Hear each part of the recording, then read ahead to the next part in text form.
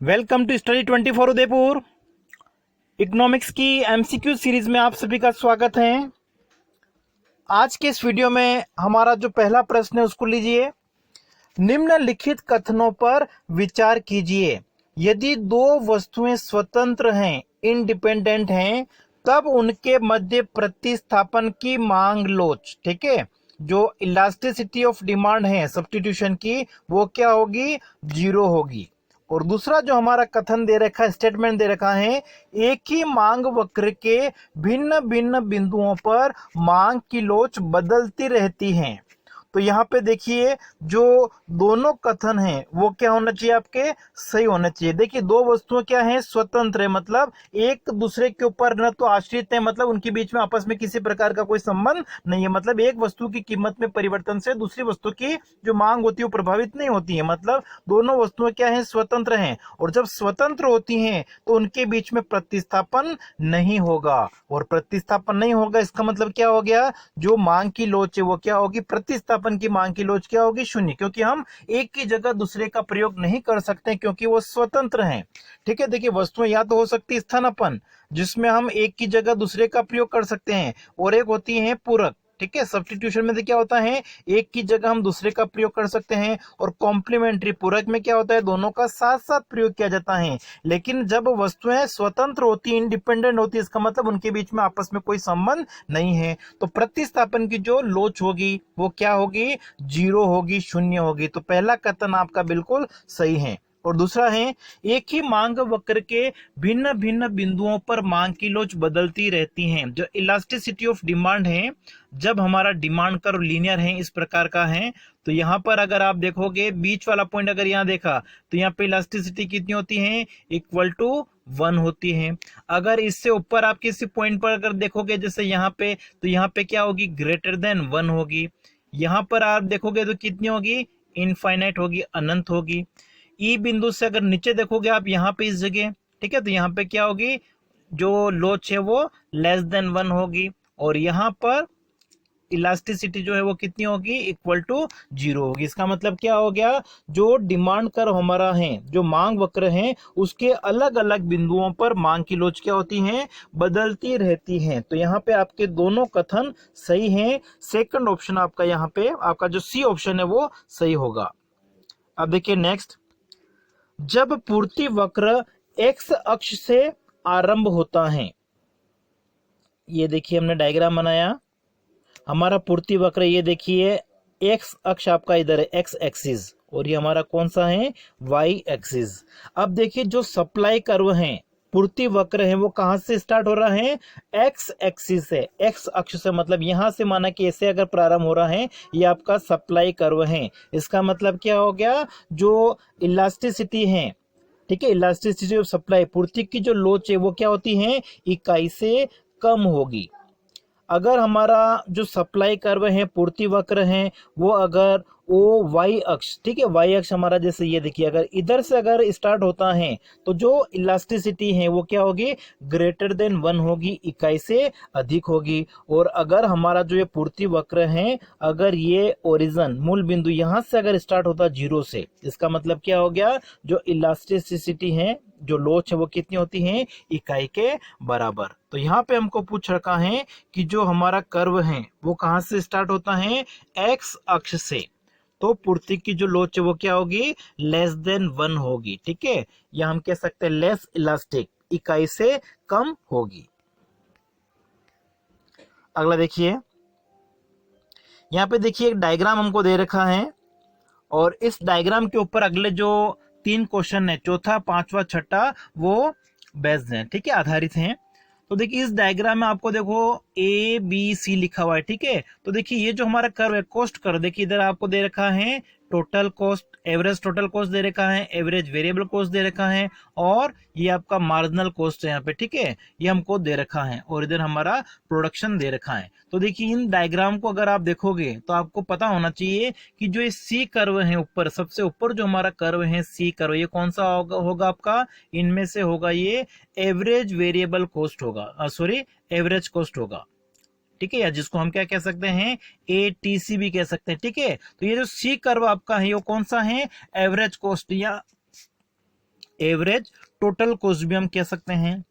उसके नीचे जो बी कर्व आपका है, ये वाला बी, ये आपका जो कर्व है वो कौन सा होगा, एवरेज वेरिएबल कॉस्ट होगा, औसत परिवर्तनशील लागत वक्र होगा। और फिर ये जो हमारा ए कर्व है, ठीक है, ये जो हमारा कर्व है वो कौन सा होगा, मार्जिनल कॉस्ट कर्व होगा, सीमांत लागत वक्र होगा। ठीक है, तो ये आपको पता होना चाहिए इस डायग्राम के हिसाब से अगर आप देखोगे। ठीक है, तो ये कंडीशन हमने देख ली है। अब देखिए क्वेश्चन अगर आप देखोगे तो क्वेश्चन में हमको क्या पूछा हुआ है, उपरोक्त चित्र के अनुसार उत्पादन के प्रत्येक स्तर पर औसत कुल लागत सीमांत लागत से अधिक है। ठीक है, मतलब जो एवरेज कॉस्ट है या जिसको हम औसत कुल लागत भी कह सकते हैं, एवरेज टोटल कॉस्ट भी कह सकते हैं, वो सीमांत लागत से अधिक है। अब आप अगर डायग्राम नहीं देखोगे, आपको संबंध याद है तो भी आप बता सकते हो। देखो ऐसी कंडीशन तो हमेशा नहीं होती। ठीक है, औसत लागत सीमांत लागत से ज्यादा हो सकती है, सीमांत लागत औसत लागत से ज्यादा भी होती है और बराबर भी होती है। लेकिन यहाँ पे लिखा हुआ है कि उत्पादन के प्रत्येक स्तर पर औसत लागत सीमांत लागत से ज्यादा होती है, तो ये जो कथन है वो आपका गलत होगा, पहला कथन तो सही नहीं है। उसके बाद देखिए दूसरा ऑप्शन क्या दे रखा है, उत्पादन के प्रत्येक स्तर पर औसत कुल लागत AC, ठीक है, एवरेज टोटल कॉस्ट ATC भी ले सकते हैं, औसत परिवर्तनशील लागत से अधिक है। औसत परिवर्तनशील मतलब एवरेज वेरिएबल कॉस्ट से अधिक है। तो ये देखिए ये कथन तो आपका बिल्कुल सही है, क्योंकि एवरेज कॉस्ट हम कैसे निकालते हैं, एवरेज वेरिएबल कॉस्ट, औसत परिवर्तनशील लागत और औसत स्थिर लागत, दोनों को अगर आप जोड़ लोगे तो हमारे पास में क्या आ जाएगा, औसत लागत आ जाएगी, एवरेज कॉस्ट आ जाएगी। तो यहाँ पे देखिए जो सेकंड ऑप्शन है वो हमारा सही है। तीसरा ऑप्शन आपका क्या, देखिए उत्पादन के प्रत्येक स्तर पर औसत स्थिर लागत समान होती है, नहीं ऐसा तो हो ही नहीं सकता है। एवरेज फिक्स्ड कॉस्ट जो हमारी है, ठीक है, औसत स्थिर लागत वो हमेशा क्या होती है, घटती जाती है, उसका कर्व होता है हमारा इस तरीके से नीचे गिरता हुआ। और औसत लागत डी ऑप्शन आपका देखो क्या है, औसत स्थिर लागत औसत परिवर्तनशील लागत से अधिक होती है जब उत्पादन का कुल स्तर कितना है, OA, ठीक है, या OF होना चाहिए वैसे तो इतना। ठीक है, तो ये भी हमारा गलत है, क्योंकि जो औसत स्थिर लागत है वो हमेशा क्या होती है, घटती रहती हैं। और यहाँ पे इस बिंदु पे क्या हो जाएगी, बराबर होने चाहिए। ठीक है, तो केवल आपका जो बी ऑप्शन है, ठीक है, वो इसमें सही लग रहा है। नेक्स्ट देखते हैं, उत्पादन के किसी भी स्तर पर रेखा बी और रेखा सी, ठीक है, लाइन बी और सी के मध्य शीर्ष अंतर वर्टिकल डिफरेंस जो होता है वो क्या प्रदर्शित करता है, बी और सी के बीच में। ठीक है, इस डायग्राम को देखिए वापिस, ये हमारा है बी, ठीक है, तो बी आपका जो कर्व है वो किसको बता रहा है, एवरेज वेरिएबल कॉस्ट। और जो सी कर्व है वो हमारा बता रहा है एवरेज कॉस्ट को। अब पूछा हुआ क्या है, बी और सी के बीच में जो ये वर्टिकल डिफरेंस है, ठीक है, वर्टिकल मतलब ये वाला, ये जो डिफरेंस आ रहा है ना इनके बीच में दोनों में, ये अंतर क्या प्रदर्शित कर रहा है, बिल्कुल सिंपल सा है, इन दोनों के बीच में जो अंतर होगा वो क्या होगा, एवरेज फिक्स्ड कॉस्ट होगा, औसत स्थिर लागत होगा। क्योंकि एवरेज कॉस्ट हम कैसे निकालते हैं, एवरेज फिक्स्ड कॉस्ट प्लस कर देंगे, उसमें हम क्या प्लस कर देंगे, प्लस कर देंगे उसमें हम प्लस ABC, ठीक है, ABC और AFC दोनों को प्लस करोगे तो क्या आ जाएगा, AC आ जाएगा। इसका मतलब क्या हो गया, इन दोनों के बीच में जो डिफरेंस है, ठीक है, ये जो डिफरेंस आपका वर्टिकल डिफरेंस जो आप देख रहे हो इन दोनों के बीच में, ये क्या होगा, औसत स्थिर लागत होगा, एवरेज फिक्स्ड कॉस्ट होगा। तो करेक्ट आंसर इसमें आपका कौन सा होना चाहिए, ऑप्शन हमारा डी, औसत स्थिर लागत, एवरेज फिक्स्ड कॉस्ट।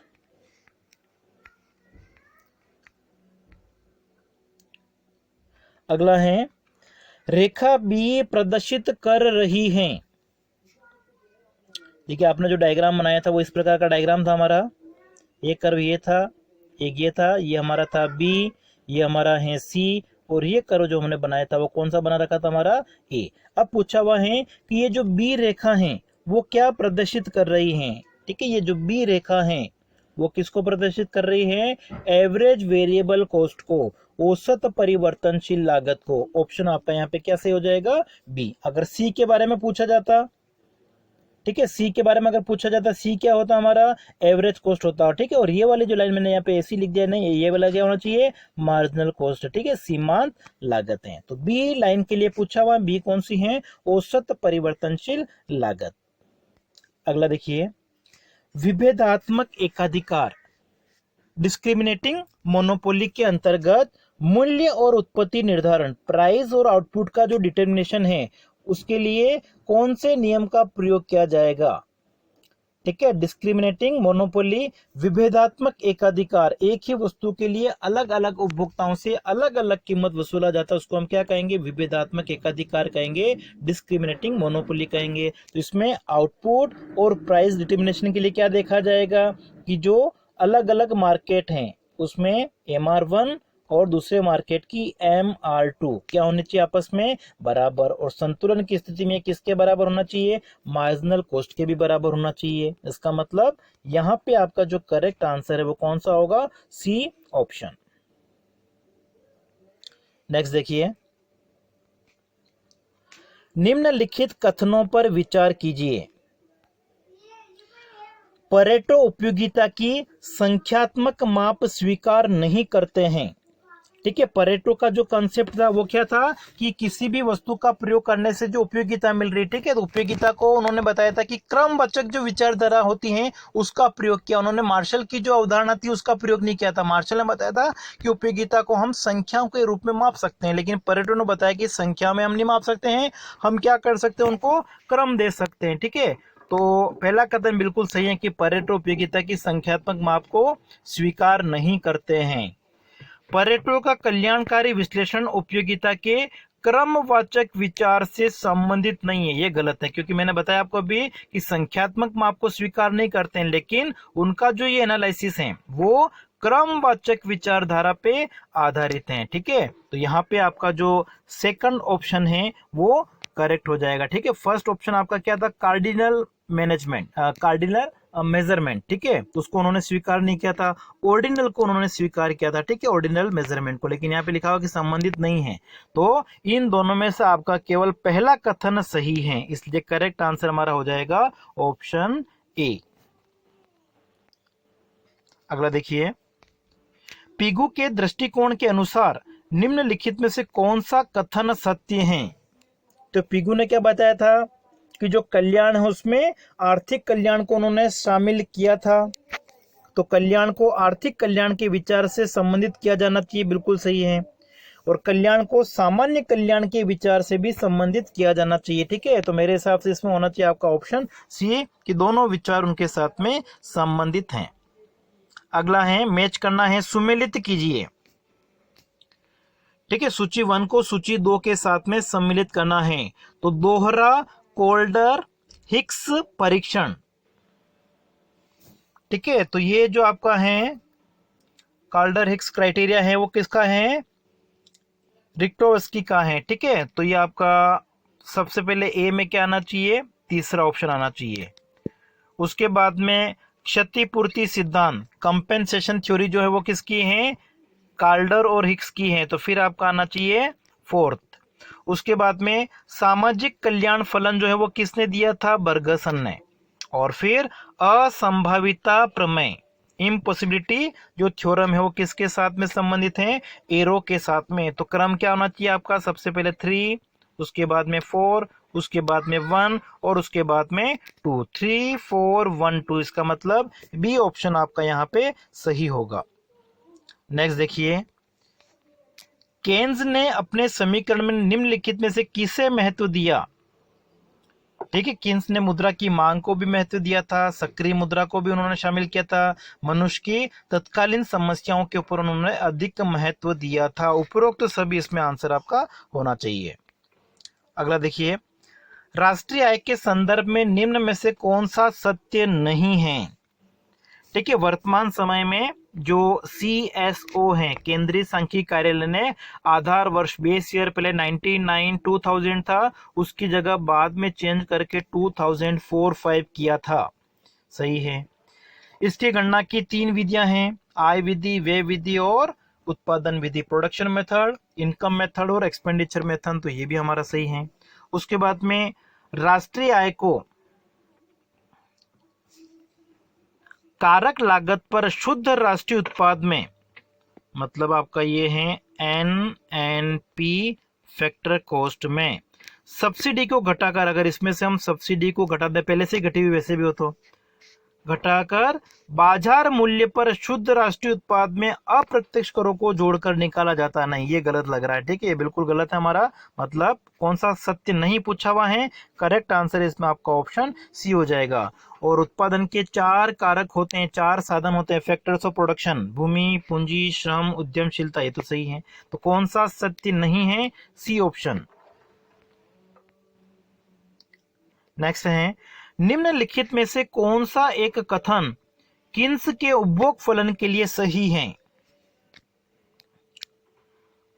ठीक है, तो किन्स का जो उपभोग का मनोवैज्ञानिक नियम है, साइकोलॉजिकल लॉ ऑफ कंजप्शन, जो है वो एक तरह से क्या बताता है कि आय अगर बढ़ती है, इनकम अगर बढ़ती है, तो इनकम बढ़ने के साथ साथ में क्या होगा, कंजप्शन भी क्या होगा, बढ़ेगा। लेकिन जो कंजप्शन है वो क्या होता है, थोड़ा धीरे धीरे बढ़ता है आय के कंपैरिजन। मतलब आय जो होती है वो तेजी से बढ़ती है, उपभोग जो होता है वो धीरे धीरे बढ़ता है। तो देखिए पहला कथन हमारा क्या है, उपभोग में वृद्धि आय वृद्धि से कम तीव्रता से होती है। पहला कथन तो बिल्कुल सही है कि जो कंजप्शन इंक्रीज हो रहा है वो थोड़ा कम इंक्रीज होगा, धीरे धीरे बढ़ेगा, किसके कंपैरिजन में, आय में जो इंक्रीज, आय जो बढ़ रही है उसके कंपैरिजन में। तो पहला कथन सही है।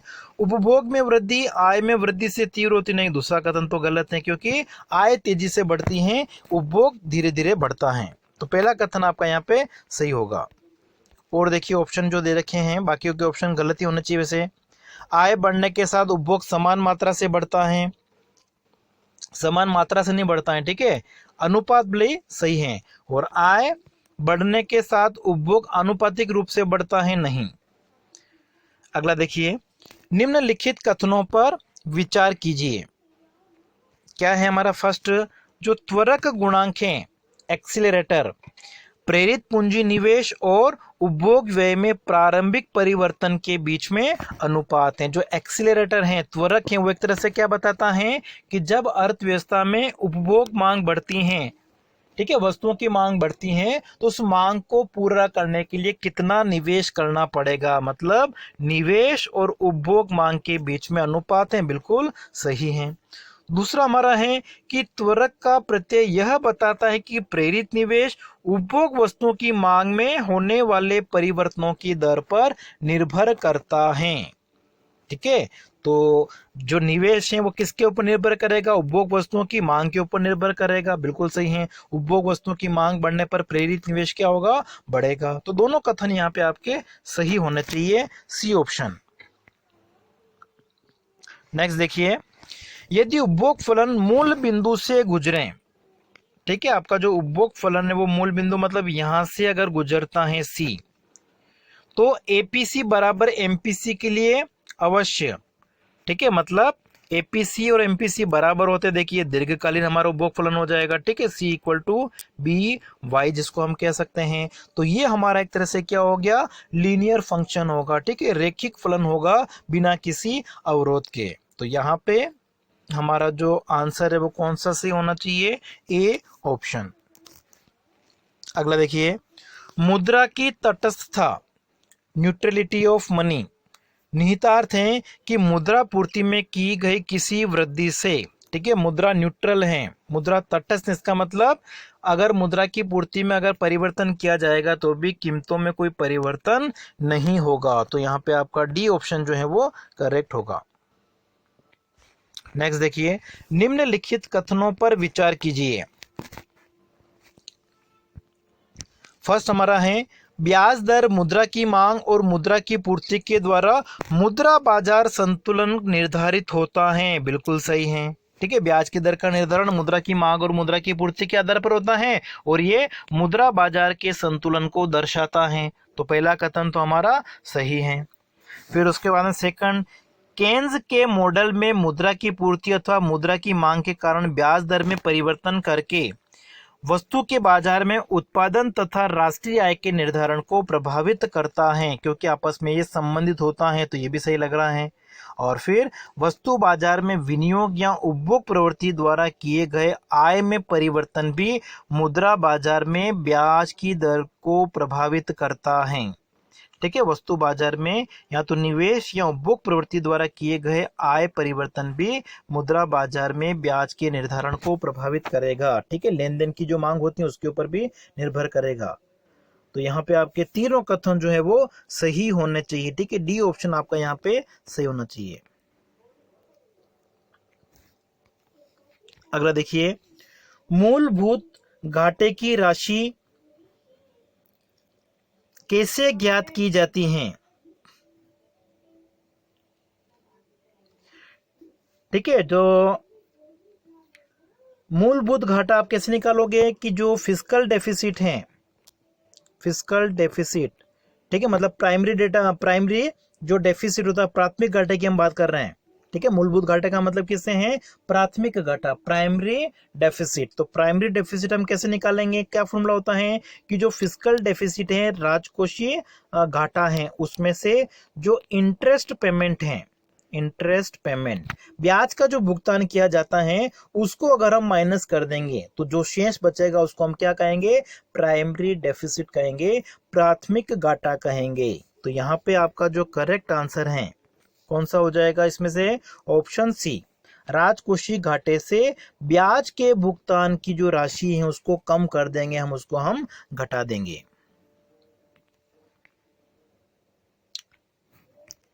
अगला देखिए, सुमेलित करना है सूची 1 को सूची 2 के साथ में। जे एम केन्ज जो हैं वो इनमें से किसके साथ में संबंधित हैं? तो यहाँ पे देखिए, सूची 2 में से अगर हम चारों पॉइंट पढ़ लें तो किन्स की एक महत्वपूर्ण परिभाषा है, कथन है कि जो मुद्रास्फीति होती है वो अन्यायपूर्ण होती है और मुद्रा संकुचन जो है वो अनुपयुक्त है। ठीक है, इन्फ्लेशन और डिफ्लेशन के बारे में कहा था उन्होंने कि, और जो डिफ्लेशन है, मुद्रा संकुचन है, वो अधिक बुरा होता है, ये किन्स ने कहा था। तो फोर्थ ऑप्शन आपका सबसे पहले आना चाहिए। उसके बाद में हिक्स का जो व्यापार चक्र का सिद्धांत है, contribution to the theory of trade cycle, ये किसने लिखी थी? हिक्स ने। फिर सैमुअल्सन, ठीक है, सैमुअल्सन का संबंध होना चाहिए आपका निष्पन्द स्फीति एक नई बीमारी। ठीक है, निष्पन्द स्फीति को हम एक तरह स्टैगफ्लेशन आप कह सकते हैं। ठीक है, सैमुअल्सन के साथ में संबंधित है। फिर आपका आना चाहिए 1। और फिर फ्रीडमैन, दबी स्फीति जो है वो खुली स्फीति से कम हानिकारक है। तो ये क्रम आपका जो है वो सही होना चाहिए। फिर आज अंतिम प्रश्न हम कर लेते हैं, विवेकपूर्ण प्रत्याशा, रेशनल एक्सपेक्टेशन के बारे में निम्नलिखित कथन में से कौन सा गलत है? ठीक है, रेशनल एक्सपेक्टेशन की जो थ्योरी है उसमें क्या बताया गया है कि लोग क्या करते हैं, जो भी निर्णय लेते हैं उसमें उनके पास में जो भी सूचनाएं उपलब्ध होती हैं उन सभी सूचनाओं पर विचार करके ही कोई डिसीजन लेते हैं। तो यहाँ पे देखिए डी आपका सही होना चाहिए। और जो डिसीजन लेते हैं उनके बारे में, भविष्य के बारे में वो जो अनुमान लगा रहे हैं वो अनुमान भी क्या होते हैं? औसत रूप से सही होते हैं। ऐसा रेशनल एक्सपेक्टेशन की जो थ्योरी है, विवेकपूर्ण प्रत्याशा की अवधारणा है, उसका मानना है। और फिर मांग में प्रत्याशित परिवर्तनों का बेरोजगारी पर कोई प्रभाव नहीं होता है, ये भी सही है। इसका अर्थ है कि मांग में अप्रत्याशित परिवर्तनों का बेरोजगारी और कीमत स्तर दोनों पर स्थायी प्रभाव नहीं होता है। मतलब गलत कथन आपका कौन सा है? बी ऑप्शन आपका। ठीक है, तो इसमें यही पूछा हुआ था कि कौन सा कथन गलत है, तो करेक्ट आंसर आपका कौन सा हो जाएगा? बी। तो आज की क्लास में इतना ही, धन्यवाद।